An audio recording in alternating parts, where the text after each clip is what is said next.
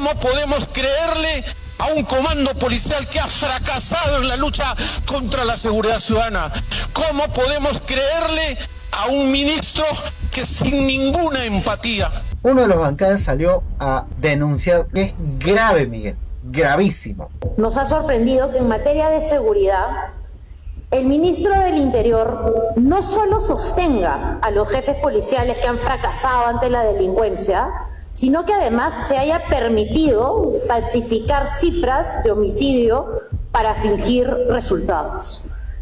Y no ha dicho una sola palabra sobre la necesaria reforma policial. Mientras todas las semanas salen a la luz bandas criminales compuestas inclusive por los propios miembros de la Policía Nacional del Perú. Bueno, eso es gravísimo, Miguel. Pero otra denuncia más, Miguel, antes de poder escucharte. Como saben, el Congreso de la República tiene su portal para poder transmitir esa conferencia de prensa. No la han pasado esa parte, que justamente lo que señala la diputada. Si uno ve, a ver si lo revisamos, este video, por ejemplo, el Congreso de la República, ahí está. Esta es la canal del Congreso, ahí está. Dice conferencia de prensa de la bancada de Partido Buen Gobierno, es lo que dice, ¿no? Pero si yo pongo play de un inicio, esa denuncia que hemos escuchado no está, lo han cortado. Eso es algo que también llama la atención, de querer ocultar o invisibilizar esa denuncia que es exactamente. De ella vamos con Miguel, porque también ya varios medios también ya han estado dando, digamos, conocer la manipulación de las cifras en cuanto al manejo a la criminalidad, y sobre todo hay, digamos, denuncias. Miguel. Bueno, habría que decir en primer lugar que esta es una denuncia gravísima y que por eso eso explica claramente por qué en el canal no lo han pasado. Y diría yo de que este es el primer gran escándalo, Timoteo, del presente gobierno. Digamos, el primer escándalo ya en uso del Ejecutivo, porque el primer escándalo fue la elección del presidente del Senado, ¿no? Al momento de elección de la mesa directiva, y este vendría a ser el segundo ya del Ejecutivo, no se vale decir del fujimorismo. Y vamos a ver por qué. En primer lugar, acá tenemos una noticia que tiene un titular que nos estás mostrando, que dice: alerta que el sistema de la Policía Nacional del Perú fue alterado y cifra de 500 muertos menos otorgada por ministro no es real. El analista de datos Juan Carvajal detectó que la base de la Policía Nacional del Perú registró 133 supuestos homicidios de bebés recién nacidos entre abril y junio del 2025, una cifra que nunca se reportó en realidad. El ex titular del Interior, Wilfredo Pedraza, por su parte, cuestionó que el nuevo gobierno no haya cambiado la estrategia policial frente a la hora de extorsiones y asesinatos. Vamos esto creo que necesita una explicación, Timoteo, porque esto tiene un contexto. O sea, anteriormente, ya en estos últimos días, en realidad, se viene cuestionando la permanencia del director general de la Policía Nacional del Perú, el general Óscar Arriola, y el actual ministro del Interior, que es un militar del ejército retirado, puso como sustento para ratificar a Arriola y mantenerlo en el puesto, que el gobierno en los últimos, o mejor dicho, que este señor Arriola al frente de la policía, en los últimos meses, vale decir en este año, había reducido las cifras de criminalidad notablemente. Sí. ¿Cierto? Entonces, esa versión de Astudillo se dio antes de esta presentación del gabinete, ¿no? en el Congreso. Y dentro del gabinete, o mejor dicho, en dicha presentación, lejos de desmentirse, ¿no? Ya no tocó nada del tema, sino volvió a ratificar su respaldo a Arriola, ¿no? Justificando los cambios de relevo de los altos mandos de la policía, ¿no? Incluso claro, hizo una alusión de que para despedir a Arriola tendrá que estar muerto, algo así. Que ya vamos a ver el video.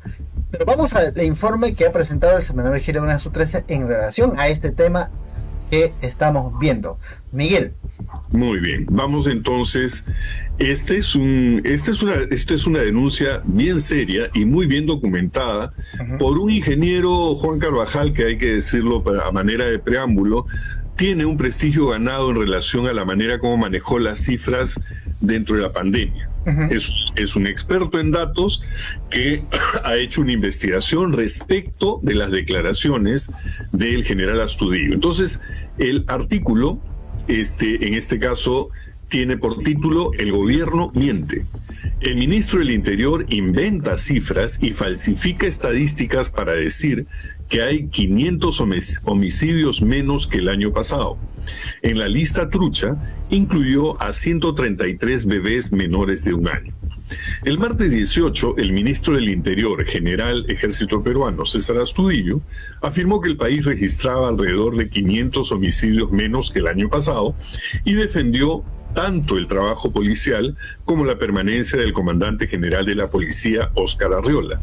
Sin embargo, una revisión de la propia base de datos policial revela inconsistencias en las cifras utilizadas para mostrar una supuesta reducción del crimen. A inicios de julio, el Ministerio del Interior informó que durante el primer semestre del 2025 se habían registrado 1.680 víctimas de homicidio, mientras que en el mismo periodo del 2026 la cifra habría descendido a 1.267, lo que representaría una reducción del 24.6%. El analista de datos Juan Carvajal, tras revisar la base de la División Central de Operaciones Policiales, es decir, datos de la misma policía, encontró una anomalía concentrada entre abril y junio del 2025. La policía clasifica los homicidios según el objeto utilizado, es decir, arma de fuego, arma blanca, objeto contundente y una casilla para otros. En el primer semestre del 2024 se registraron 125 asesinatos en la categoría otros, mientras que en el mismo periodo del 2026 fueron 120, ¿no? 125, 120. Pero en cambio, durante el 2025 la cifra se elevó a 494 casos, con casi todo el incremento concentrado entre abril y junio. En esos 3 meses se registraron 416 homicidios bajo la categoría de otros, pese a que, según Carvajal, el promedio habitual no superaba los 35 casos mensuales en esta categoría otros. Al revisar el detalle de esos registros, Carvajal encontró que 145 víctimas clasificadas como otros figuraban como menores de entre 0 y 14 años y que 133 de esos 145 eran bebés menores de 1 año. La base policial registraba 46 casos en abril, 48 en mayo y 36 en junio del 2025. Estas cifras no tenían correspondencia con los registros del 2024 ni del 2026, ni con las estadísticas del Sistema de Información de Defunciones SINADEF. Carvajal sostuvo que un infanticidio masivo, como sería este el caso, un infanticidio masivo de esa magnitud habría generado una alerta humanitaria internacional. Según sus cálculos, si los registros anómalos del segundo trimestre fueran reemplazados por el promedio histórico de la categoría, el excedente bordearía los 350 casos. De esta manera, el primer semestre del 2025 habría tenido alrededor de 1.330 homicidios y no los 1.680 registrados por la DICOP de la policía. La comparación con los 1.267 homicidios del 2026 arrojaría entonces una reducción aproximada de 4.7 en lugar del 24.6 informado oficialmente. Tienes el cuadrito, Timoteo, sería bueno vamos a ver el cuadrito, en todo caso, Sí. solamente para tener una referencia. Ahí está. Sí. A ver, aquí está, a ver si lo tenemos. Ahí está A el ver, cuadro. solo para explicar un poquito, ¿no? Aquí están los años 2024, 2025, 2026. Estos son las edades en las cuales se han dado los homicidios de 0 a 14. Ahí están, hasta los más de edad más avanzada son las víctimas de homicidio.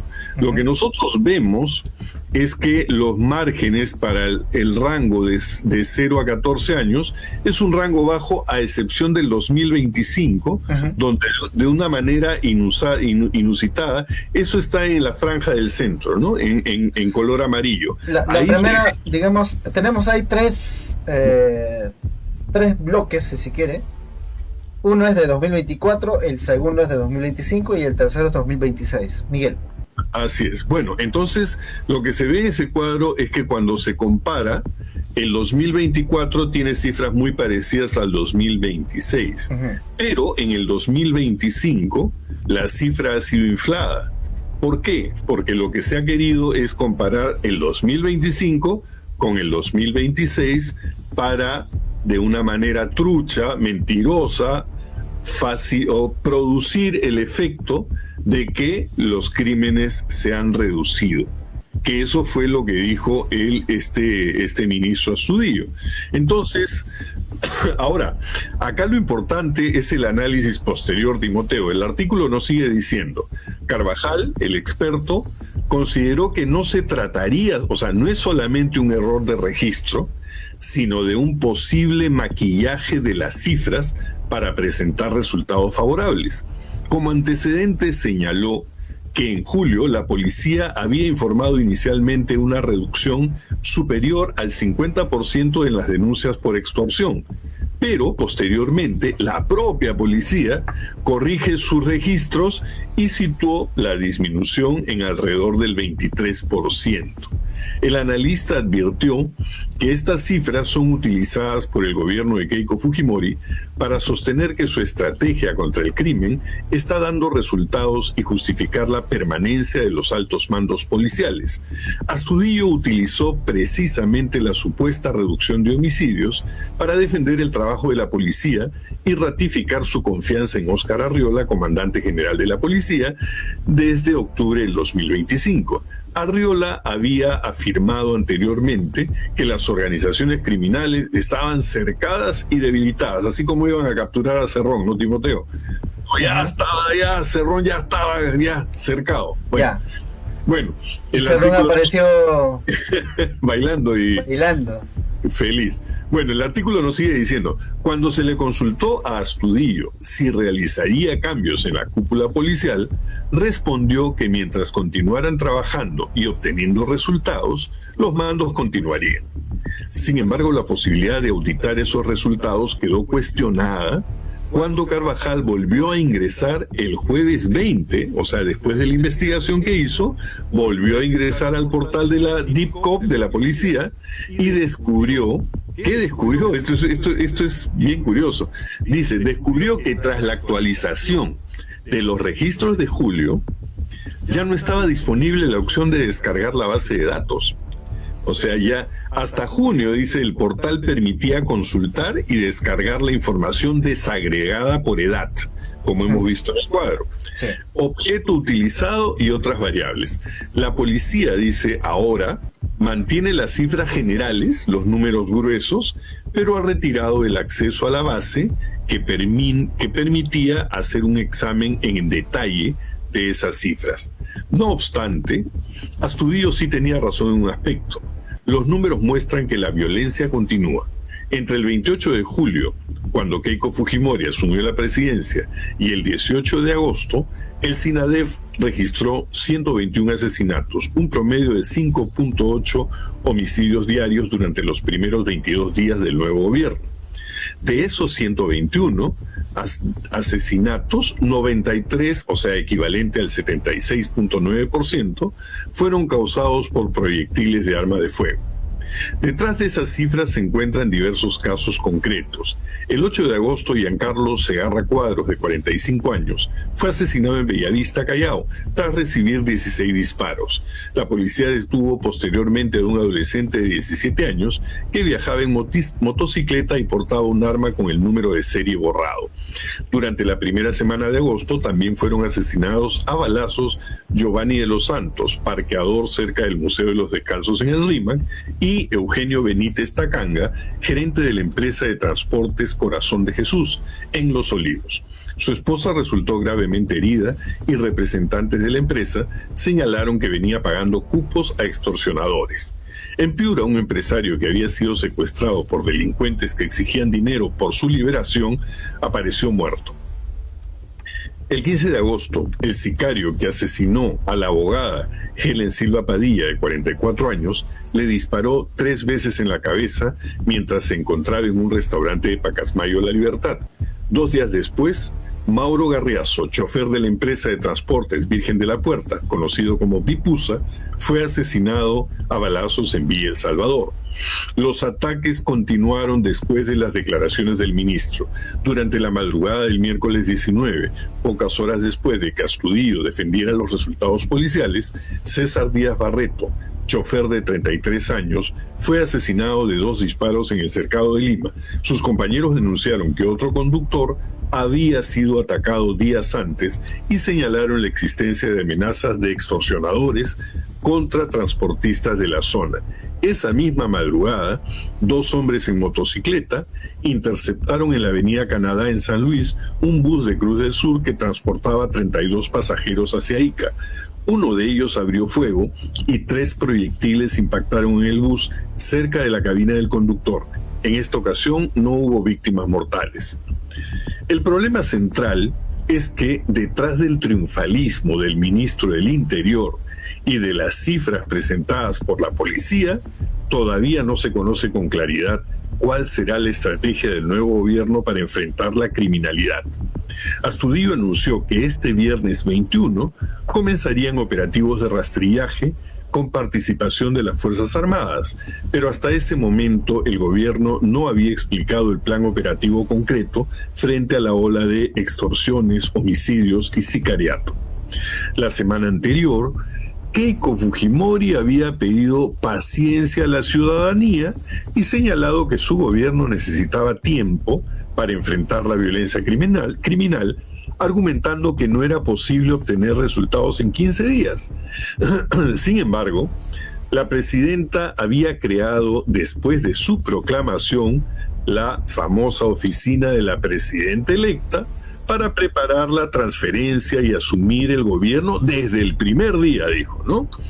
Además, la expansión de la delincuencia no constituía una crisis inesperada, es decir, no ocurrió de la noche a la mañana, pues llevaba afectando al país y la seguridad había sido una de las principales promesas de su campaña.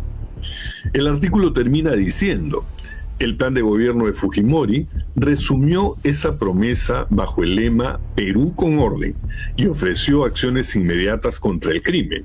El texto concluye señalando que mientras la presidenta pide paciencia y su ministro sostiene que ya existen resultados, tanto el orden prometido como las cifras utilizadas para demostrarlo permanecen cuestionados, ¿no?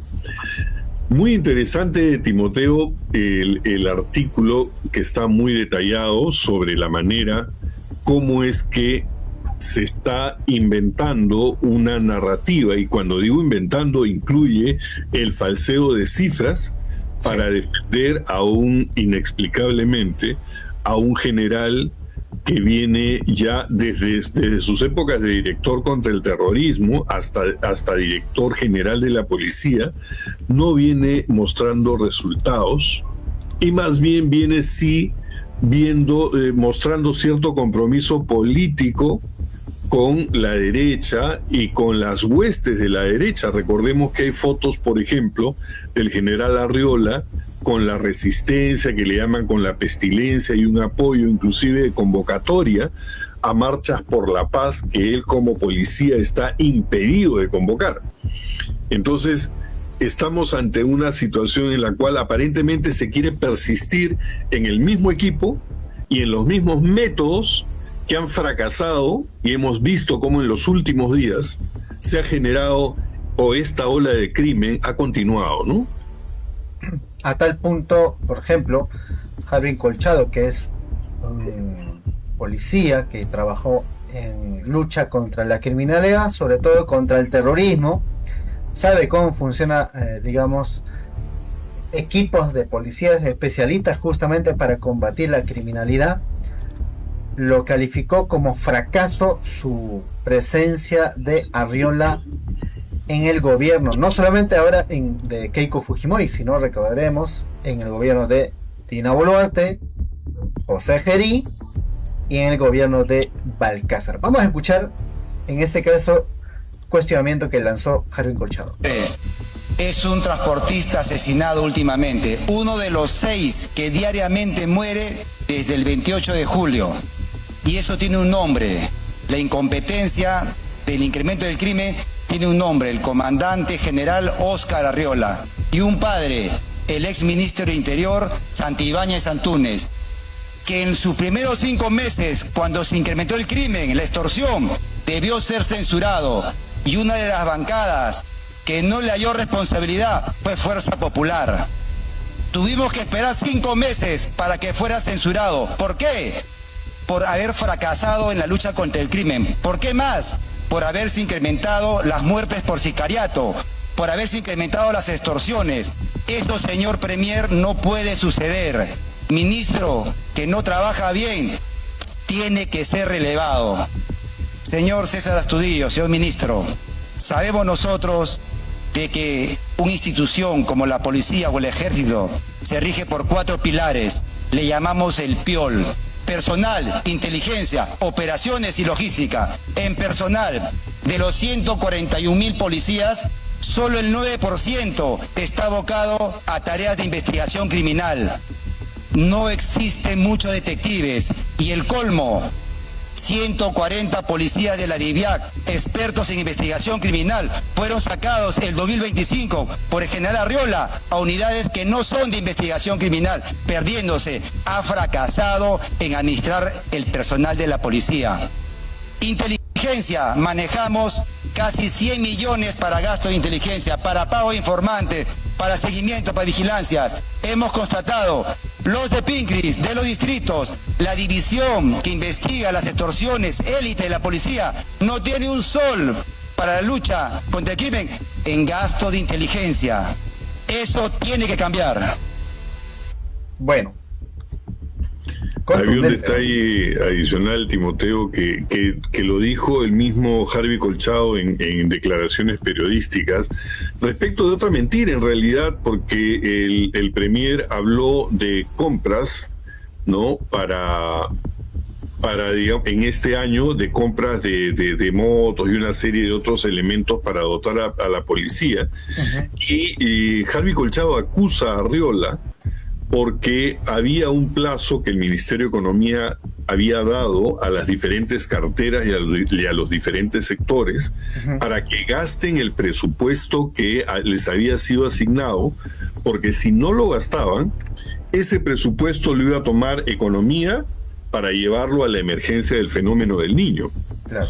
Y resulta que de lo que se había presupuestado comprar para la policía, Arriola no efectuó la compra. Entonces, cuando el Premier promete, ¿no?, para este año esas compras, Harvey Colchado dice, eso ya no se puede, porque por una decisión del ministro de Economía, para todos los sectores les ha dicho, miren, como estamos en una gran emergencia por el fenómeno del Niño, si ustedes no han gastado hasta tal fecha lo que tienen que gastar, esos fondos regresan al Ministerio de Economía para ser asignados a la emergencia del Niño. Uh-huh. Ese es otro detalle que es interesante, que también lo exhibe Harvey Colchado como la ineptitud, la inoperancia en la gestión de Óscar Arriola. Bueno, ahí está, ¿no? ¿Cómo podemos nosotros creerles si tenemos ministros que definitivamente no están dando la talla política en estos momentos? pueden tener una posición académica adecuada y técnicos en la materia, pero no tienen una posición política de respeto y de empatía a la ciudadanía. Cuando tenemos un ministro del Interior que simplemente ayer sale y le da un espaldarazo político a un comando policial que ha fracasado en la lucha contra la seguridad ciudadana. ¿Cómo podemos creerle a un ministro que sin ninguna empatía sale en los medios de comunicación y dice que no importa un poco de agua por encima de las rodillas, cuando esa gente en los distritos de la zona sur que pierden todo lo que pudieron lograr es una inversión de vida?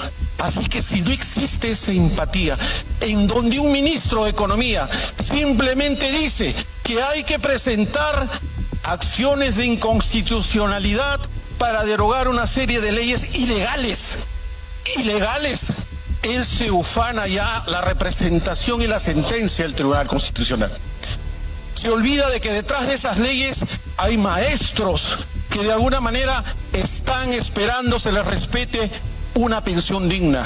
Hay policías y militares, hay trabajadores que de alguna manera en el Congreso pasado, en donde el Tribunal Constitucional les decía que podían tomar decisiones para dar leyes que les permitan mejorar las condiciones de esos sectores, no eran de ninguna manera inconstitucionales. Recién el Tribunal Constitucional ha pedido, ¿no? Ya ha dictado una norma en donde dice que el Congreso no tiene facultades como para poder legislar si es que primero no coordinamos con el sector. Hasta ahí estoy de acuerdo. Pero lo que no se puede decir es ilegal. Cuando se tratan de mejorar las condiciones de los trabajadores o del pueblo, la caja fiscal no se puede. Pero cuando se trata de dictar exoneraciones tributarias a grandes poderes económicos, ahí sí no hablamos de la caja fiscal. Ahí sí nos quedamos callados. Ahí sí no veo al ministro de Economía diciendo no. Vamos a pedirle al Congreso que pida, por favor, la derogación de esas leyes que dan exoneraciones de carácter tributario. Así que, por favor, pido más coherencia. ¿Cómo podemos creerle si vemos un ministro que nos dice que vamos a revisar la normatividad que regula nuestra participación como país dentro de la Comisión Interamericana de Derechos Humanos? Los derechos humanos que tienen que estar protegidos, porque de alguna manera son los estados los que violentan los derechos de los ciudadanos, no solamente aquí en el Perú, sino en Latinoamérica. Así que, por favor, ¿cómo podemos creerles un poquito más de empatía con los derechos de los ciudadanos, un poquito más de empatía con la realidad del país, un poquito más de empatía? Ojalá que tengan éxito, porque del éxito de ustedes va a depender el desarrollo del país, porque del éxito de ustedes vamos a poder decir que las cosas se hicieron bien. Les deseo suerte, de verdad. Gracias. Bueno. Un tema que he escuchado en varias reiteraciones en las intervenciones es sobre la comandancia de la Policía Nacional, ¿no? Miren, mi posición como ministro del Interior es muy clara y de principio lo he dicho. Acá todos estamos en evaluación, todos, desde el ministro hasta el policía recién egresado, el último. Pero tenemos que entender que los cargos no es porque me cae bien o mal, ¿no? Los cargos no se sostienen por amistad, por presión política, ni por continuismo, no. El alto mando policial tiene objetivos concretos y son evaluados todos y por ello no estamos dando un cheque en blanco. Tienen que cumplir una misión, tienen que dar un resultado. Aquí no ha habido ratificaciones, espaldarazos y otras palabras que circulan por ahí, que obviamente yo no las he dicho, ¿no? Tienen mucha imaginación. Acá se procede con estricta sujeción al marco legal vigente. Y entiendo que todas las personas que están aquí lo entienden así. Es en el irrestricto cumplimiento a nuestra Constitución, a nuestras leyes. No nos podemos salir de ahí. El Congreso saliente aprobó una ley que impide la remoción del comandante general. Lo impide, lo prohíbe. Tiene que estar 2 años. ¿Por qué fue? Ya no es materia de análisis, ¿no? Así está. Y dice que para que cese y no cumpla los 2 años, ¿qué tiene que pasarle? Tiene que morirse. Ya, tiene que morirse. Tiene que incurrir en la comisión de un delito flagrante. Tiene que estar en una comisión de delito doloso con sentencia del Poder Judicial. Tiene que tener impedimento físico grave. Realmente, más que causales, son candados, ¿no? Difíciles que se cumplan. Y finalmente, que, bueno, pida su baja, ¿no? Entonces, yo no voy a firmar ningún documento que vaya contra una ley que se ha dado acá. Y yo creo que ninguno de ustedes tampoco lo haría. Y aquí no es cuestión de hacerse el valiente, no, yo sí firmo porque eso va a terminar mal. Creo que todos lo entendemos, sobre todo en este escenario lo entendemos porque aquí fue donde se dio. Y se dio por insistencia, se programó por insistencia. Lo digo con claridad, el Ministerio del Interior no emitirá disposiciones fuera de la ley. Espero que me entiendan. Ni forzará una causal que no existe. Sin embargo, y aquí quiero poner la mayor atención, en el estricto cumplimiento del marco legal, propondremos modificar la mencionada ley. Lo tenemos ya en agenda. ¿Por qué? Porque la conducción de una institución como la Policía Nacional tiene que tener reglas claras. No podemos estar pensando en que si puede ser o no puede ser. Las reglas tienen que estar bastante claras y definidas. Ustedes saben que esta ley se dio en la época del presidente Castillo, ¿no? Porque, bueno, lo estimaron así convenientes en este ilustre hemiciclo, pero el tiempo ya cambió. ¿Ok? Yo no digo si estuvo bien o estuvo mal, correcto. En ese escenario lo aprobaron por insistencia, pero estamos en otro escenario. Y eso es lo que hemos decidido, eso es lo que le he dado cuenta a nuestra presidenta, eso es lo que sabe nuestro premier, y eso es lo que vamos a hacer. Eso es todo, señor presidente. Muchas gracias. Bien. Vamos a finalizar esta parte del video, sin antes invitarles que en breves minutos vamos a retomar el tema de el AMPAI, entre comillas, destape que hizo Hildebrand Sus 13. Vamos a repasar en su integridad, porque ya hay reacciones, para lo cual nos quedamos unos minutos y automáticamente pasamos a la otra transmisión. Eso, nos quedamos quietos nada más, quietos, y pasamos automáticamente al otro lado.